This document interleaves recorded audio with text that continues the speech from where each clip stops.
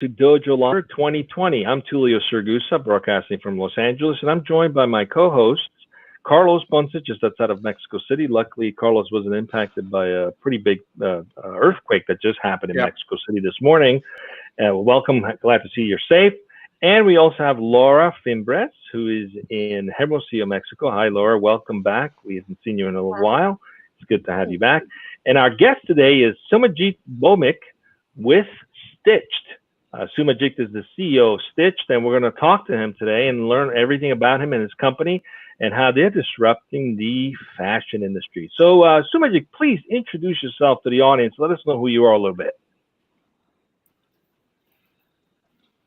Right. Thank you so much for the kind introduction, and thanks for having me on the show. So my name is Soumajit. I am the CEO of Styched. I have been with Styched for the last year and a half. An entrepreneur for most of my career. I was with Capillary Technologies for almost 3 years. Capillary is into more of e-commerce, omnichannel, CRM. Before that, I was with Jabong. Jabong was a rocket internet company. Sadly, had to shut down a few months back. Again, a fashion marketplace. Before that, I had a string of my own venture, the long-lasting one being Advice, which was into branding and digital marketing. I'm married, have a daughter, 6 years old. I love painting. I love fine arts. I am a senior diploma holder in fine arts. Engineer by education. Did my engineering from Indian Institute of Technology. Yeah, that's about it. Great. Well, thanks for the introduction. Appreciate it. Let's talk about Styched. Tell us a little bit about the company. What gave birth to this idea? What do you guys do?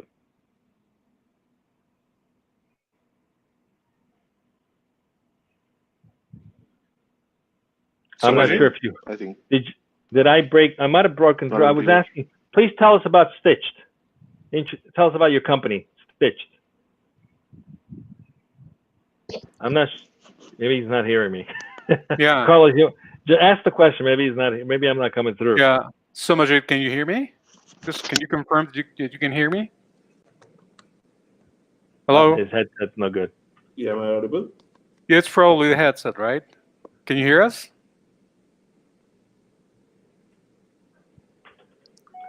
I think we might be experiencing some technical difficulties, just like in television when something compromising is being aired, right?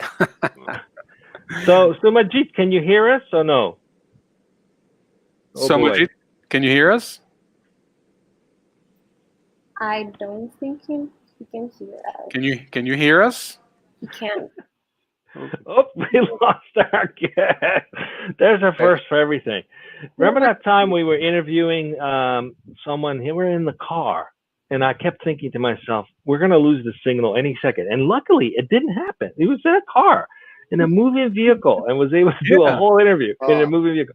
Hey, can you hear us now? Yes, I can hear you now. Sorry, all right, fantastic. Welcome back. We were trying to scramble to come up with some jokes. But anyway, tell us a little about Styched. Please introduce the company. What do you guys do? Yeah, so sorry if the line is too long. You know, as a founder, there are too many things that goes on in the head. That's the logo that you can see. We are also following a social distancing for the logo because of the current situation. But Styched is a fast fashion brand. It's an e-commerce fast fashion brand.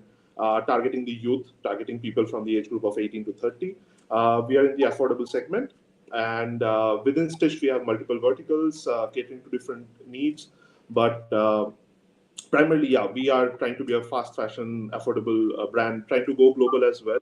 We are in India for now. We are expanding in India, but we want to go to the UAE, to the Europe, and we want to expand globally. So that's what Styched is. The primary agenda for starting Styched was to solve two problems. Problem number one from the customer side, problem number two from the business side. So as a customer, what you look for are choices, more number of choices as compared to a marketplace. Why should somebody come to a brand e-commerce store and not to a marketplace like an Amazon or Flipkart? The second part of it is obviously the price point. From a business side of it, I think the problem that needs to be solved is the sustainability, on which we are going to talk today as well, the profitability, and to reduce losses because of warehousing and unsold inventory. So we solved these problems, and that's how Styched was started using technology in the backend. Great. Well, thanks for the introduction. Today we're talking about sustainability in fashion. And I think the topic that we want to answer is, can technology and AI solve problems related to inventory management, liquidation of unsold inventory, and warehousing?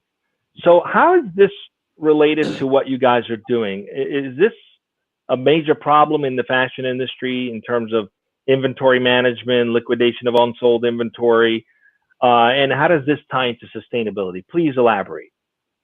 See, one of the major problems that we all felt, all the co-founders we felt, is that a brand, a fashion brand, as compared to a marketplace, finds it difficult to maintain their own store, maintain their direct-to-customer kind of an approach, because of the lack of number of SKUs or number of products, right? So if you go to a marketplace, you can see probably 200,000 different designs or apparel. But if you come to a brand, the number of designs would be less, because that's how brands operate. They would work on a certain number of patterns or designs. So how do we then scale the number of designs to, if not be equal to a marketplace, but at least come close to a marketplace, like an Amazon, right? Brands will face a problem, because if they have to manufacture that huge number of designs in all the sizes, store them in a warehouse, they're not even sure whether those are going to get sold or not. They might be in the warehouse, there might be damages, there might be unsold inventory which does not sell at the end of the season. They have to sell them at a discounted price, or they just have to sell it on the black markets. Overall, there's a huge amount of loss that brands face, right? That's where we started off. We started thinking that, can we create a model which is completely production on demand, not just for t-shirts, but for any kind of apparel. So top wear, bottom wear, shoes, hats, accessories, whatever you think of. Can we have something which is extremely production on demand, which makes sure that your back-end inventory is zero, no warehousing cost, no damages, no pilferage, nothing of that sort, and still be profitable? And you have to be profitable, right? Because you're not incurring any losses. The only problem that we have to solve is, how do we reduce the returns which can come from customers from multiple points, which we'll discuss later. So we use technology to solve that. We kind of created a model. It's actually a very simple model if you try to understand the basics of it. And we drew the conclusion from a simple maths problem, right? So you have HCF. You use the long division method. You have multiple numbers. You want to find the HCF of that number. That's what we do. So for example, this t-shirt that I'm wearing, right? There's one pattern, which is this one. There's one pattern, which is the sleeve, and the same pattern gets repeated in the back, and the sleeve pattern gets repeated on the other side. So essentially, there are two patterns that create this t-shirt, right? So now, can we break down different kind of apparel to patterns, and then we find the unique patterns in all of these? So that's what the problem statement was. That's what we tried to solve to start off with. It was not technology; it was just pen and paper work. But we took 600 different designs from different websites. We hired a few designers from colleges, and we asked them to break down each of the designs to patterns, to individual patterns, base patterns. And we realized that from 600 designs, the number of unique patterns that came out were just 32. And that's where we started the technology part of it. We said that this is a problem that can be solved through technology. We can actually break down every design, every apparel to smaller patterns, find out the unique patterns, and for example, what you are wearing might be pattern 1 plus pattern 2 plus pattern 3. What the second person is wearing is pattern 4 plus pattern 6 plus pattern 20. So now suppose you have 100 orders. A 100 order can be equivalent to a certain number of pattern 1 plus a certain number of pattern 2 plus a certain number of pattern 4, so on and so forth. So that's what we do. We just break down it into smaller jobs, look at the overall number of orders that we receive every day, not look at the final output, but look at the patterns, and then we go on to production. Okay, so how is that different the way fashion houses do it today? Do they not have the manufacturing in-house the same way, where they have patterns tied? How is it different? What's different about what you guys are doing? So the only thing that's different is, and most of the fashion players are doing that, for every season, for every new stock that they come up with, every new design that they come up with. So there's autumn collection, there's winter collection, there's summer, spring, there's fall collections. For every collection, they would have to manufacture a certain number of units in the back end, which is why when you go to a store, you might see that those banners, like this is the last 5 pieces left, or this is out of stock, those comes in because you have already manufactured a certain number of units, and you're keeping them preempting that will get sold. that gives rise to unsold inventory as well. In our case, we will never be out of stock because we do not manufacture and keep anything ready. Once we receive an order, so for example, today we receive 500 orders. 500 orders is equivalent to say 750 apparel, almost 1.5 items per order. So tomorrow, those 750 orders will be manufactured in our office, and they will be dispatched through our different delivery partners. We never need to bring any of the styles out of fashion because anybody can order anything at any point of time. We don't have any inventory. The way we work differently from any other fashion brand is we are just in time for every kind of fashion apparel, not just for t-shirt, not just for print work, for everything. Start from scratch. So the way we operate is because of the backend. The backend kind of preempts. So we have data, we have machine learning. It preempts that, okay, in the next 5 days, these are the number of orders that you're going to get for this. And there's a 20% markup to that. So for example, apparel number 1, we get 20 orders per day. Next 5 days, we should be getting 100 orders. The backend will preempt that, okay, at least have 80 orders ready. So what we are going to do is we are going to work on very small liquidation processes. We are not going to keep any inventory. So till date, we have shipped more than 1.5 lakh apparels. If you come to our office, you'll see some 40, 50 apparel lying around. That's the amount which has come back because of various issues. Maybe it was an RTO because the person did not receive the package, or there was a size issue or some other issue that has come back. Now, whatever comes back is again accumulation of patterns so that they can be reused, right? Because they came from a certain pattern, portfolio, so they can be reused as well. And end of the day, we are left with nothing. We are left with no stock. So we don't have to worry about if there's a problem or if an order does not come, or for example, the current situation that's going on, the COVID, there's a delivery disruption, there's order disruption. It doesn't affect us because we don't have a warehouse. We don't have any backlying inventory. We don't have a problem with damaged products. So Sujit, I'm sorry, just a quick, sorry for the interruption. Just want to make sure we keep the conversation flowing. We've gotten a request from some viewers to please slow. You're sharing some amazing information. We've gotten a request from the viewers to slow down a little bit so that we don't miss any of that. So please, if you don't mind, that would be fantastic. So just so I understand, you have just-in-time production, basically. It's not, which is also just-in-time inventory. So you don't have to have warehouses. You can print out, for lack of better, basically manufacture, at scale.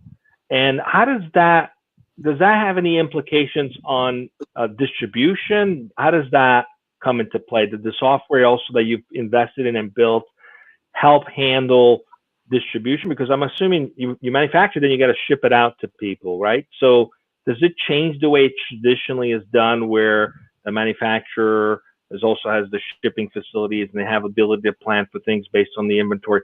How does that change the way that's handled? Can you shed some light on that?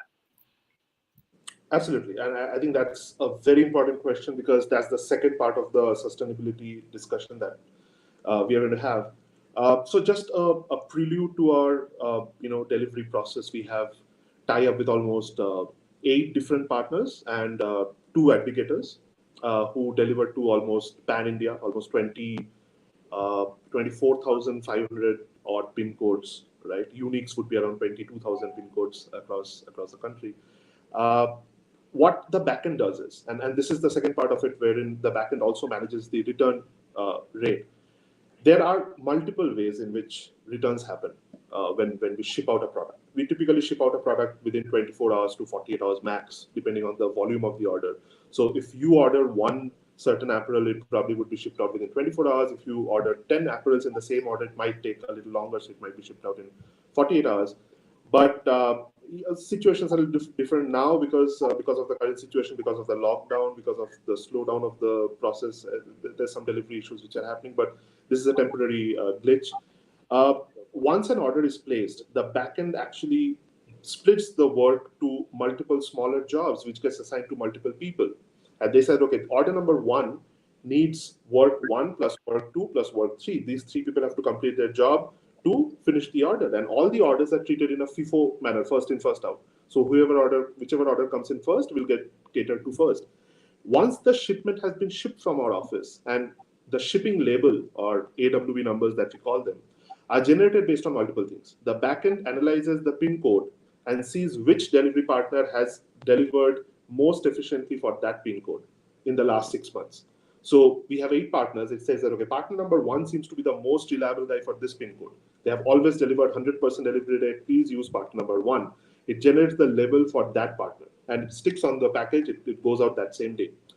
In case a pin code has all the partners delivering 100%, it says that, okay, all the partners are doing the same job. So let me go for the cheapest one. This partner seems to be delivering at a lower price compared to the other one. So it generates the AWB for that partner. So this is how it splits all the orders into delivery partners, and then it goes out. Once it goes out, it does an automated, kind of an API call with the delivery partner's backend, and it monitors the package real time, and it sees that whether a package is getting delivered or not. In case it does not get delivered on the first attempt, we get an alarm that this package was not delivered because of so and so reason. So we call up the customer, we call up the delivery guy, we patch them in and say that please get it delivered today. Delivery happens, less than 2% return rate because of that, extremely profitable. So the backend actually plays a role starting from the production till the point of delivery.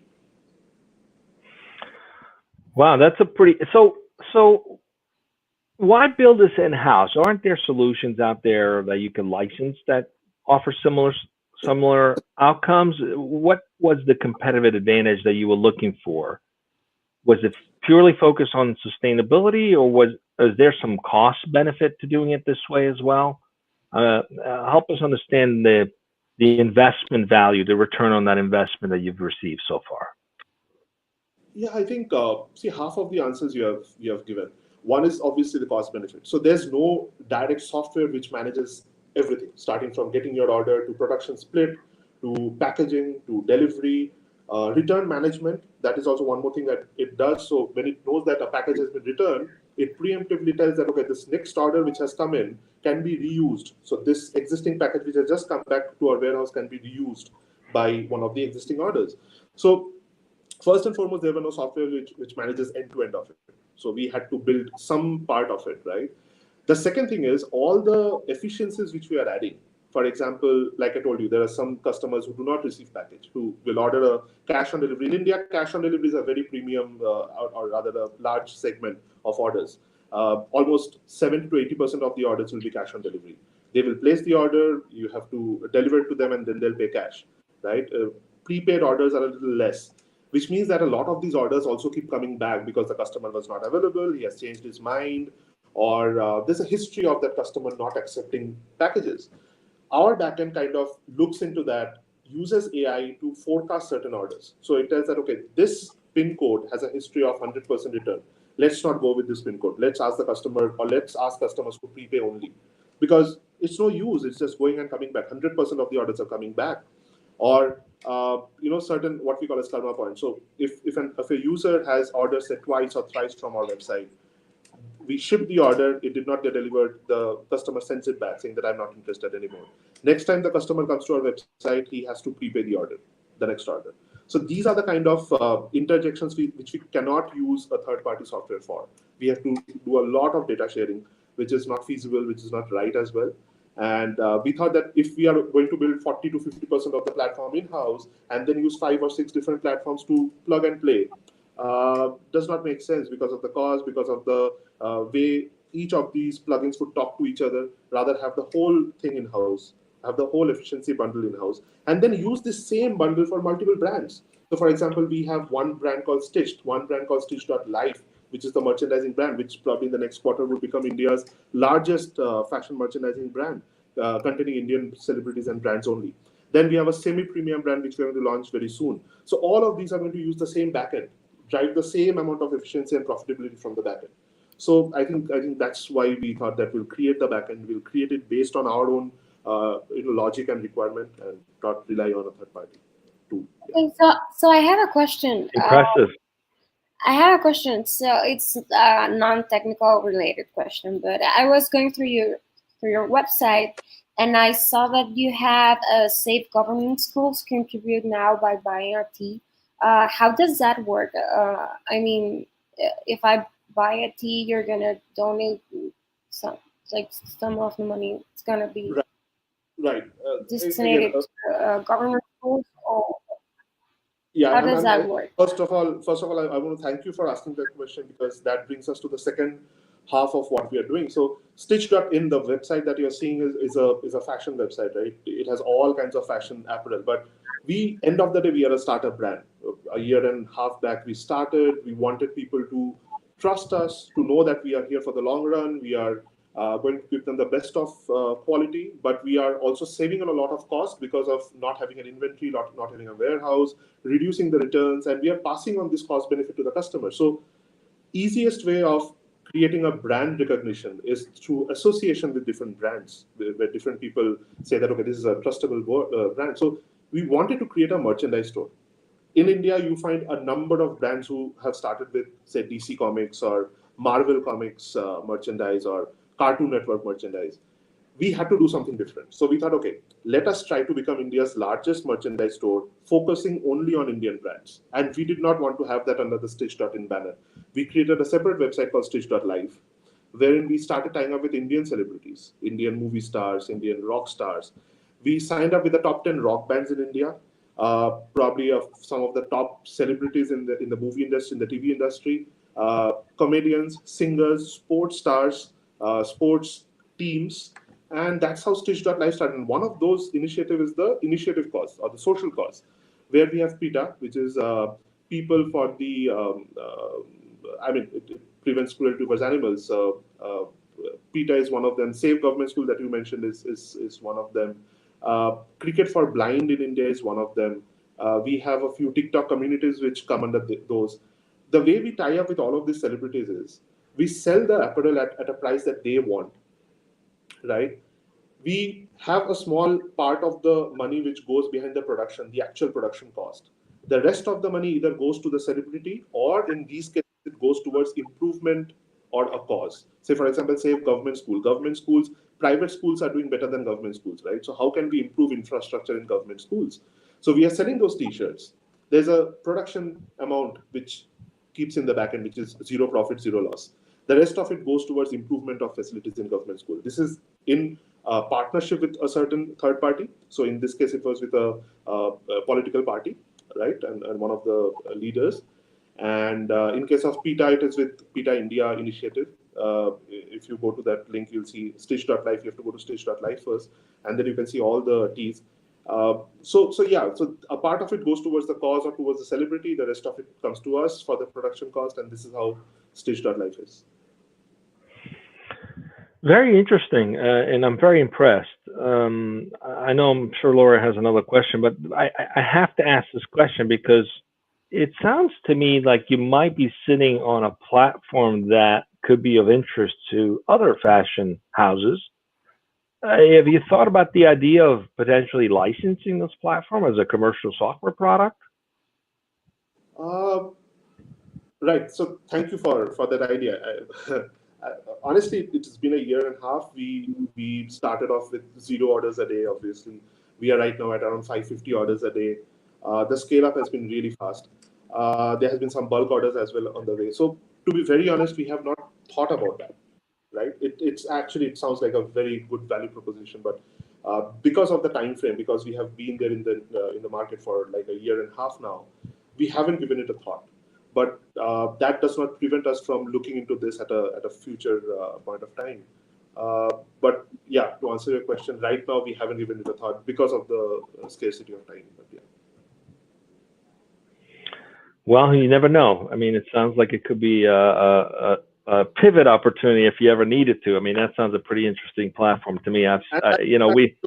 And I'll get back to you saying that you planted the idea in my head when when you talk to hundreds of CEOs and CTOs of technology companies in the past few years, you kind of see patterns and what's out there and what's not out there, and you can quickly realize when there's an opportunity for something new. So I think you might be sitting on an opportunity. Laura, do you have an additional question? We're slowly coming up on wrap up. So I have a question. What's next for Styched? What are like next steps or? Right. So I think next steps. The first step would be there are a couple of modifications that we are doing to reduce human error in the whole production system. So for example, you order 5 tops, 2 of them being the same one and 3 of them being different, the production guys would sometimes confuse and pack just one instead of 2 because they are the same. Both of them are the same tops. So these kind of human error, and there are hundreds of them. So we have tried to plug different kind of interception messages at different point of time. So the backend work is still going on, and I'm sure it will keep going on. There are subsequent releases that's going to happen. We are soon going to launch probably around 10,000 different designs, which are in the pipeline. We have worked with multiple designers from multiple strengths who have come in and created a lot of designs for us, with the focus that every design should actually be a combination of patterns which we already have, and how do we then tweak those patterns and create fresh designs. So you're going to see a lot of new designs coming to our website. The third thing, which is probably going to happen during the month of September, October, we are going to go for one small round of funding, post which we are going to expand to UAE. We are going to set up our office in Dubai. The registration is already happening right now as we speak. And we are going to start our office there. The vendor management and everything is almost final there. We have spoken to a lot of vendors for the fabric and stuff like that. We don't need a warehouse, so the setup is actually quite fast, quite simple. So yeah, global expansion is one more thing. And the final thing, which is there in my platter for this year, is launch of a new brand called Enchic, which is into semi-premium. Styched is valued, I mean, the price of every apparel at Styched is between 199 INR, which translates to $2.5 USD, to 899 INR, which again translates to around $10, $15, $10, $12. Stitched Enchic would be a little higher priced. It will start from $15, go up to $50 or so. So that's the next thing which we have in our plate. But the backend exactly would be the same. The modus operandi will be the same. So, yeah. Okay, so I have another question. I was, as I said before, I was going through your website and I was looking through some blogs you have, and I saw this one that really interested me, and it's the eternal trendiness of graphic T-shirts, and why are they such a timeless fashion trend? Can you speak about this a little bit more? Because see, the tees are something, unisex tees are something that everyone wants, right? Whether it's men or women, everyone wants to have a tee. A T-shirt is not just a fashion apparel anymore. It's kind of it's something that you want to say. It's a statement that you want to make, fashion statement or attitude. You have quote-based tees or you have certain pattern-based tees. So, for example, right now, coronavirus, that lockdown is going on. So somebody writes straight out lockdown, right? Or Corona go away, things like that. Or something attitude that never back out, or run till you die, or I am a biker. So you can project your personality, you can project your attitude with something written or designed on the tee. And from a business perspective, this becomes one of the easiest segment or apparel section to foray into, because it's easy. You can buy a t-shirt for very cheap anywhere in the world. You can print. There are a lot of print technologies which are there. You can print something. You don't have to keep anything in your warehouse printed. So this is very fast to market, and I think there's a huge amount of competition as well. But over the last 2 to 3 years, what we have seen is that the demand for t-shirts has grown multifold. You can use this with a jacket, you can with a jeans, pair of denim, shorts, in your gym, athleisure. All of these things have happened. So I think t-shirt was one of the easiest segments that we could start off with, and we did that for a couple of months, got the demand, and then we introduced other categories.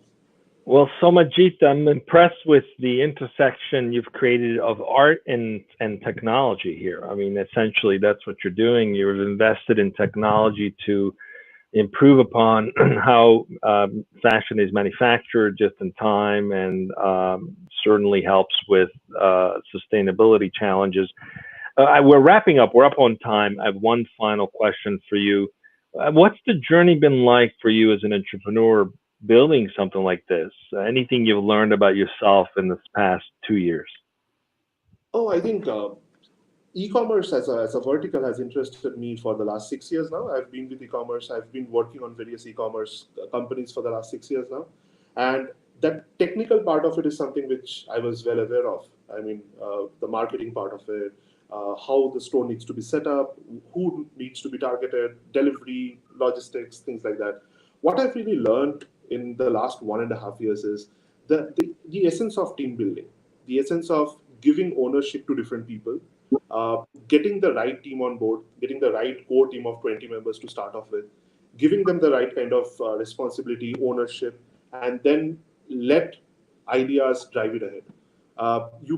One person's idea can never drive a journey, especially for a brand like this, where we are trying to create a global brand. You need multiple viewpoints, you need multiple ideas and thoughts. So I think the importance of team building, the importance of having multiple stakeholders with their own ownership on board is something which I've learned, which I've realized more than learned. I probably would have known that before.